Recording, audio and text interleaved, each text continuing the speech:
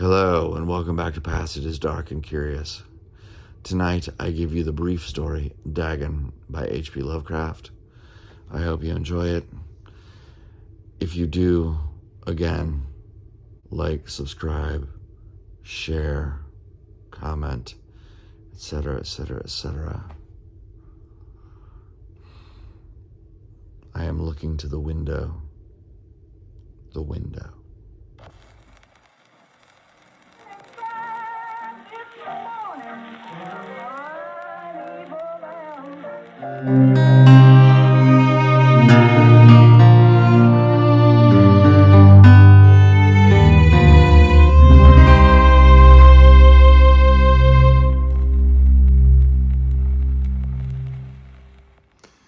Dagon by H.P. Lovecraft.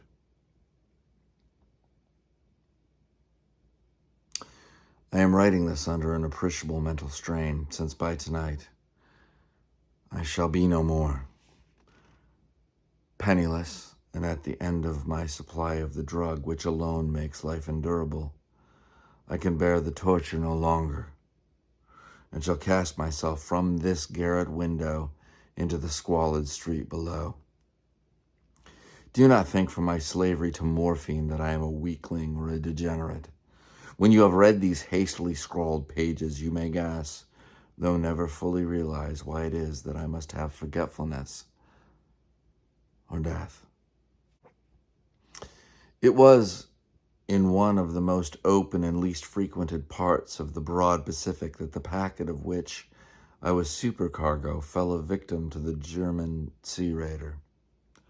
The Great War was then at its very beginning, and the ocean forces of the Hun had not completely sunk to their later degradation, so that our vessel was made a legitimate prize, whilst we of her crew were treated with all the fairness and consideration due us as naval prisoners. So liberal indeed was the discipline of our captors that 5 days after we were taken, I managed to escape alone in a small boat with water and provisions for a good length of time.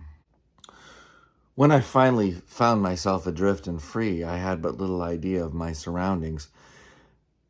Never a competent navigator, I could only guess vaguely by the sun and the stars that I was somewhat south of the equator.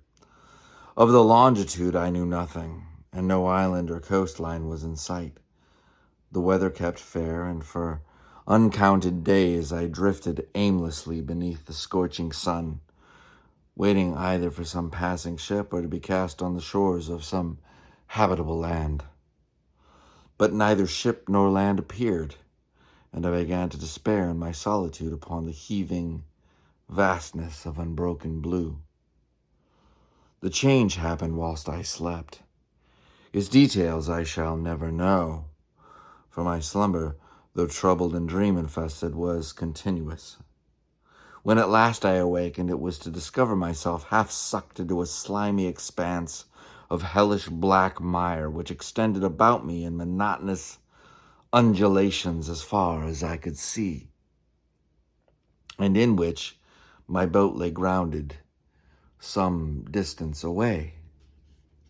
Though one might well imagine that my first sensation would be of wonder at so prodigious and unexpected a transformation of scenery, I was in reality more horrified than astonished, for there was in the air and in the rotting soil a sinister quality which chilled me to the very core. The region was putrid with the carcasses of decaying fish and of other less describable things, which I saw protruding from the nasty mud of the unending plain. Perhaps I should not hope to convey in mere words the unutterable hideousness that can dwell in absolute silence and barren immensity. There was nothing within hearing and nothing in sight save a vast reach of black slime, yet the very completeness of the stillness and the homogeneity of the landscape oppressed me with a nauseating fear. The sun was blazing down from a sky which seemed to me almost black in its cloudless cruelty, as though reflecting the inky marsh beneath my feet. As I crawled into the stranded boat, I realized that only one theory could explain my position. Through some unprecedented volcanic upheaval, a portion of the ocean floor must have been thrown to the surface, exposing regions which for innumerable millions of years had laid hidden under unfathomable watery depths. So great was the extent of the new land which had risen beneath me that I could not detect the faintest noise of the surging ocean, strain my ears as I might.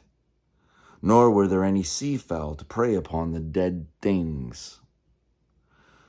For several hours I sat thinking or brooding in the boat, which lay upon its side and afforded a slight shade as the sun moved across the heavens.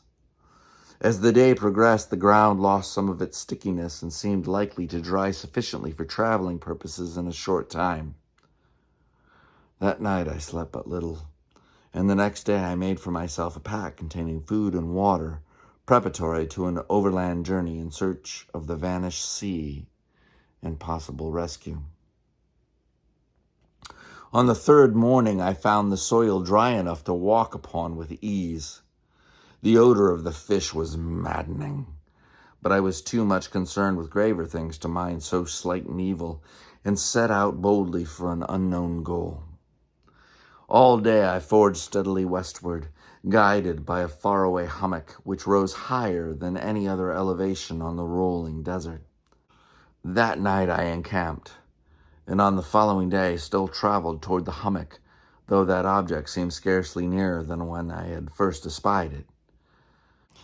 By the fourth evening I attained the base of the mound, which turned out to be much higher than it had appeared from a distance. An intervening valley setting it out in sharper relief from the general surface. Too weary to ascend, I slept in the shadow of the hill. I know not why my dreams were so wild that night, but ere the waning and fantastically gibbous moon had risen far above the eastern plain, I was awake in a cold perspiration, determined to sleep no more. Such visions as I had experienced were too much for me to endure again, and in the glow of the moon I saw how unwise I had been to travel by day. Without the glare of the parching sun, my journey would have cost me less energy. Indeed, I now felt quite able to perform the ascent which had deterred me at sunset. Picking up my pack, I started for the crest of the eminence. I have said that the unbroken monotony of the rolling plain was a source of vague horror to me, but I think my horror was greater when I gained the summit of the mound and looked down the other side into an immeasurable pit or canyon, whose black recesses the moon had not yet soared high enough to illuminate. I felt myself on the edge of the world, peering over the rim into a fathomless chaos of eternal night. Through my terror ran curious reminiscences of Paradise Lost and Satan's hideous climb through the unfashioned realms of darkness. As the moon climbed higher in the sky, I began to see that the slopes of the valley were not quite so perpendicular as I had imagined. Ledges and outcroppings of rock afforded fairly easy footholds for a descent, whilst after a drop of a few hundred feet, the declivity became very gradual. Urged on by an impulse which I cannot definitely analyze, I scrambled with difficulty down the rocks and stood on the gentler slope beneath, gazing into the Stygian deeps where no light had yet penetrated. All at once my attention was captured by a vast and singular object on the opposite slope, which rose steeply about 100 yards ahead of me, an object that gleamed whitely in the newly bestowed rays of the ascending moon.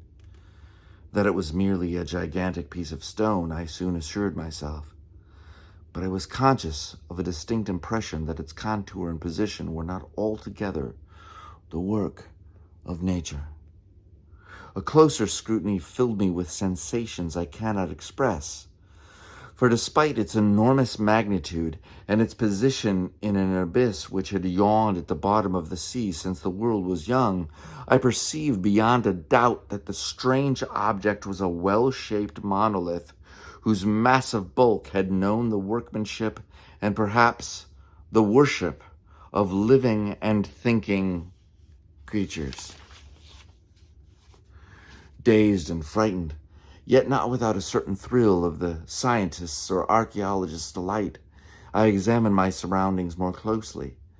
The moon, now near the zenith, shone weirdly and vividly above the towering steeps that hemmed in the chasm, and revealed the fact that a far-flung body of water flowed at the bottom, winding out of sight in both directions and almost lapping my feet as I stood on the slope. Across the chasm, the wavelets washed the base of the Cyclopean monolith, on whose surface I could now trace both inscriptions and crude sculptures. The writing was in a system of hieroglyphics unknown to me, and unlike anything I'd ever seen in books, consisting for the most part of conventionalized aquatic symbols such as fishes, eels, octopuses, crustaceans, mollusks, whales, and the like. Several characters obviously represented marine things which are unknown to the modern world, but whose decomposing forms I had observed on the ocean-risen plain. It was the pictorial carvings, however, that did most to hold me spellbound. Plainly visible across the intervening water on account of their enormous size was an array of bas-reliefs whose subjects would have excited the envy of Adore. I think that these things were supposed to depict men, at least a certain sort of men, though the creatures were shown disporting like fishes in the waters of some marine grotto or paying homage at some monolithic shrine which appeared to be under the waves as well. Of their faces and forms I dare not speak in detail, for the mere remembrance of makes me grow faint.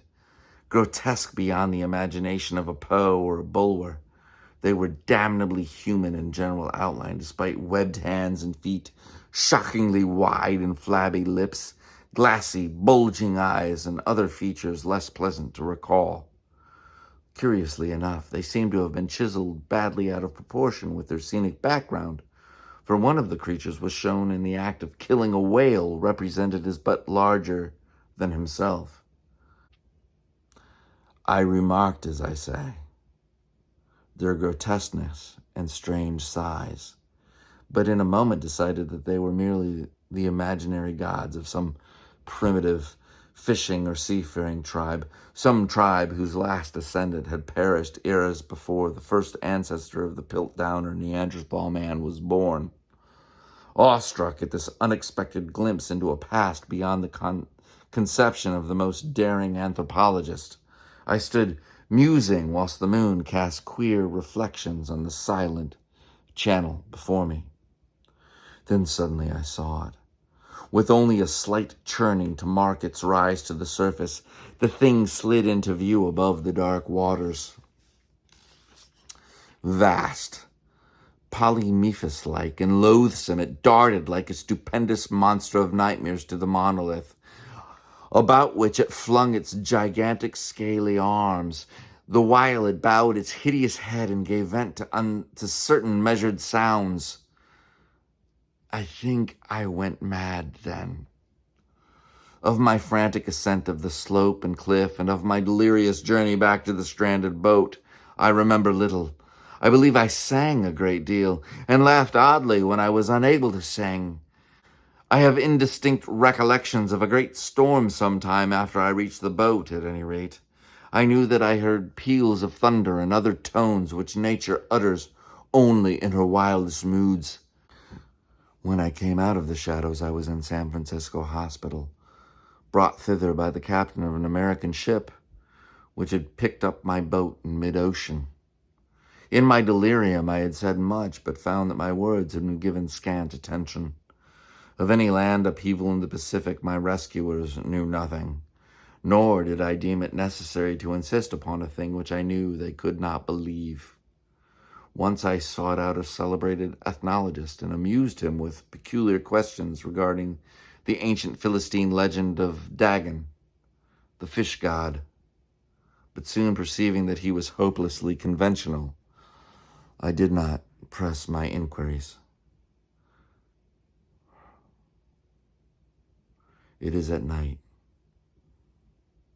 especially when the moon is gibbous and waning, that I see the thing. I tried morphine, but the drug is given only transient surcease and has drawn me into its clutches as a hopeless slave. So now I am to end it all, having written a full account for the information or the contemptuous amusement of my fellow men. Often I ask myself if it could not all have been a pure phantasm, a mere freak of fever as I lay sun-stricken and raving in the open boat after my escape from the German man-of-war. This I ask myself, but ever does there come before me a hideously vivid vision in reply.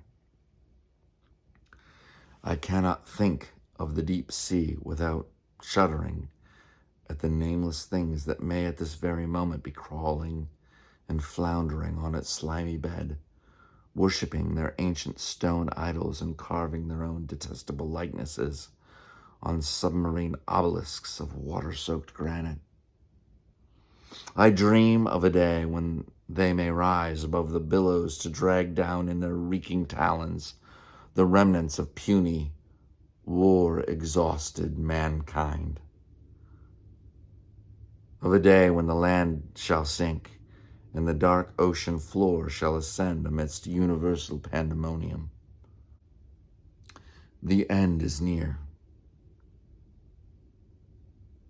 I hear a noise at the door as of some immense slippery body lumbering against it. It shall not find me. God, that hand. The window. The window.